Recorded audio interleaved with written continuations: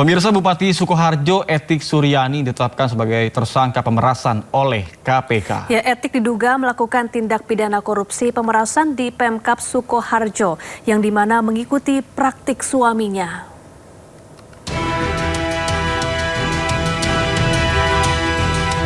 Usai rangkaian operasi tangkap tangan KPK yang digelar sejak Kamis lalu, KPK menetapkan Bupati Sukoharjo Etik Suryani sebagai tersangka dalam kasus dugaan pemerasan di lingkungan pemerintah Kabupaten Sukoharjo. Selain Etik, KPK juga menetapkan tersangka lain yakni Kepala Badan Pengelolaan Keuangan dan Aset Daerah Sukoharjo Richard Trihandoko, serta Kepala Bagian Umum Sekretariat Daerah Kabupaten Sukoharjo Trimulyo. Perkara bermula dari diterbitkannya surat keputusan Bupati tentang penerimaan dan besaran pembayaran insentif pemungutan pajak daerah serta insentif pemungutan retribusi daerah pada Badan Pengelolaan Keuangan Pendapatan dan Aset Daerah Kabupaten Sukoharjo tahun 2026 yang diduga digunakan Etik untuk melakukan tindak pemerasan setoran upah pungut di lingkungan BPKAD Sukoharjo. Etik diduga mengumpulkan sekitar 40% dari insentif yang diterima sejumlah pegawai BPKAD.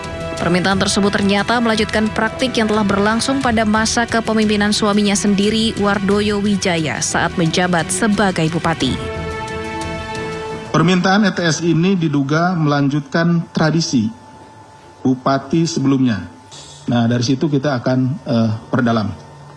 Selama periode 2024-2026, total penerimaan ETS dari setoran rutin OPD yang dikumpulkan TRM sebesar 840 juta rupiah.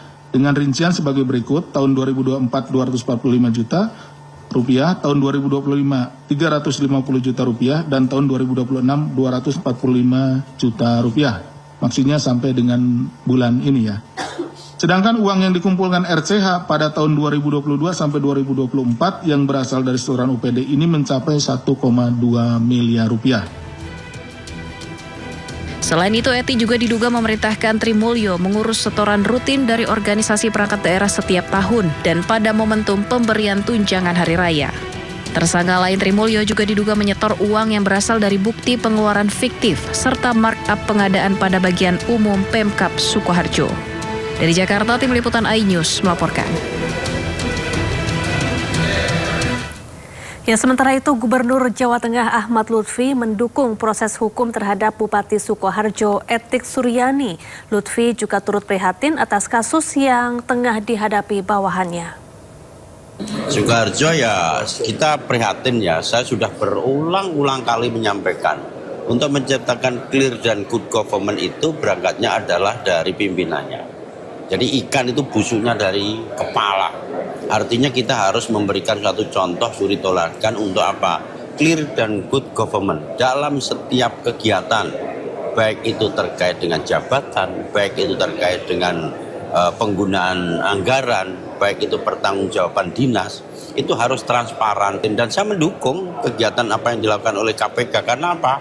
Equality before the law, sama di muka hukum. Tidak peduli itu yang melakukan apa. Objeknya ya siapa yang melakukan.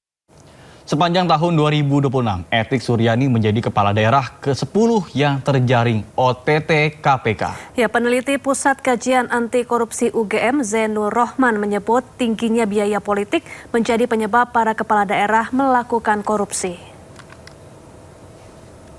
Tetapi menurut saya faktor paling dominan adalah high cost politik, tingginya biaya politik.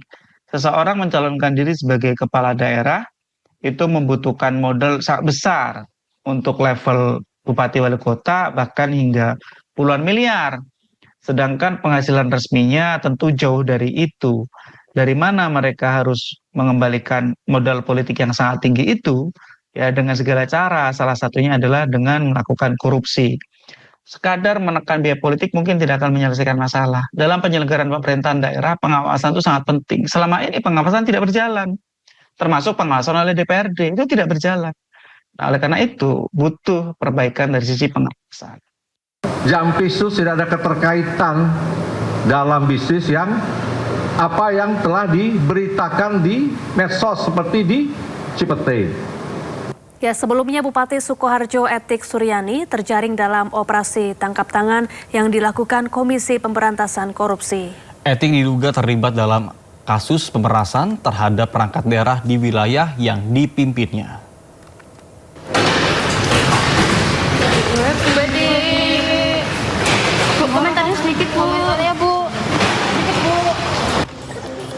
Usai terjaring operasi tangkap tangan, Bupati Sukoharjo Etik Suryani diperiksa KPK di Mapolres Surakarta. Etik pun langsung dibawa ke Jakarta untuk diperiksa lebih lanjut. Gimana, Bu? Jalan ke Po gimana, Bu? Jalan ke Po. Gelap semua ini, Bu, jalannya.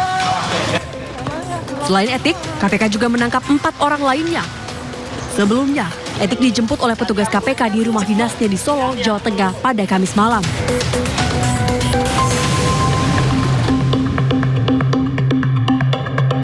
Saat dikonfirmasi, juru bicara KPK Budi Prasetyo mengatakan penangkapan ini terkait kasus dugaan pemerasan.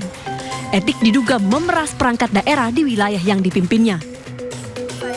Etik Suryani menjabat sebagai Bupati Sukoharjo sejak tahun 2021. Etik terpilih lagi pada tahun 2025 lalu. Pada periode keduanya, Etik berpasangan dengan Wakil Bupati Eko Sabto Purnomo yang diusung oleh Partai PDI Perjuangan. Dari Solo, Jawa Tengah, Septiantoro, iNews melaporkan. Pemirsa, anggota DPR RI fraksi PDIP mengusulkan agar mantan Jampitsus Febri Adriansyah dijatuhi hukuman mati.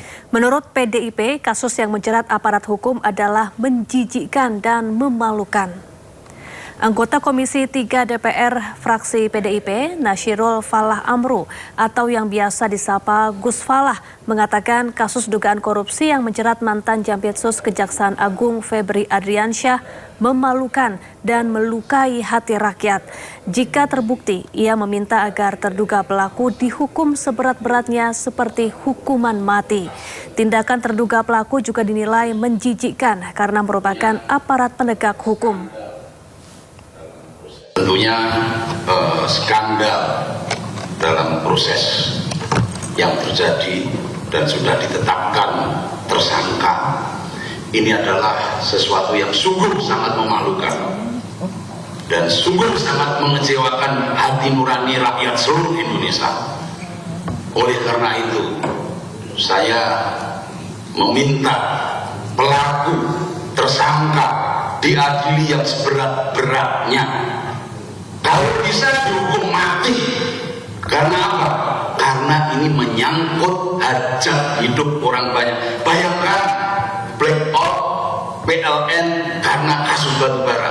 Bayangkan soal Krakatau Steel, Asabri. Ini kan sangat sungguh menjijikkan. Apalagi dilakukan oleh aparat penegak hukum yang kita cintai ini. Saya sepakat dengan pimpinan mengusulkan untuk dibikin panja terkait kasus yang saat ini lagi kita dalami ini. Ya, tidak hanya fraksi PDIP, fraksi PAN di Komisi 3 DPR juga meminta agar mantan Jampitsus Febri Adriansyah dijatuhi hukuman mati. Saya dari fraksi PAN menyatakan sangat prihatin dengan kejadian beberapa hari ini, di mana sebetulnya yang seharusnya menegak hukum, yang seharusnya menegakkan korupsi, tetapi yang bersangkutan sendiri malah melakukan korupsi. Banyak sekali kasus-kasus yang sudah dijadikan ladang untuk mencari uang yang mungkin kita semua sudah tahu informasinya, seperti kasus Jarum Richard, kasus Asabri, kasus kawasan hutan. Itu banyak orang-orang yang berteriak karena menjadi korban pemerasan. Itu sangat mencederai perasaan masyarakat. Masyarakat sedang susah hidupnya, dia yang seharusnya memberantas korupsi, tetapi malah korupsi. Ini sangat memprihatinkan dan harus dihukum berat. Kalau perlu dihukum mati, apa yang seperti sampaikan Gus Falah tadi. Pemirsa, ex-Menko Polhukam Mahfud MD apresiasi langkah Polri dan Kejagung dalam mengusut perkara dugaan korupsi. Ia pun mendukung kedua lembaga tersebut saling berlomba membongkar kasus korupsi.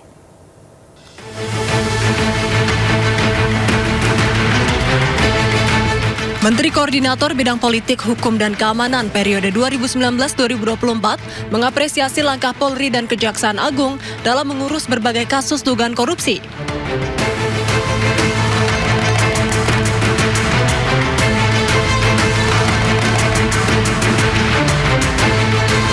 Melalui media sosialnya, Mahfud MD ucapkan selamat kepada Polri yang telah menjebol tembok penyembunyian harta-harta yang diduga hasil korupsi di sebuah kafe dan beberapa titik lainnya. Mahfud juga ucapkan selamat kepada Kejagung yang terus memburu koruptor di BGN dan MBG.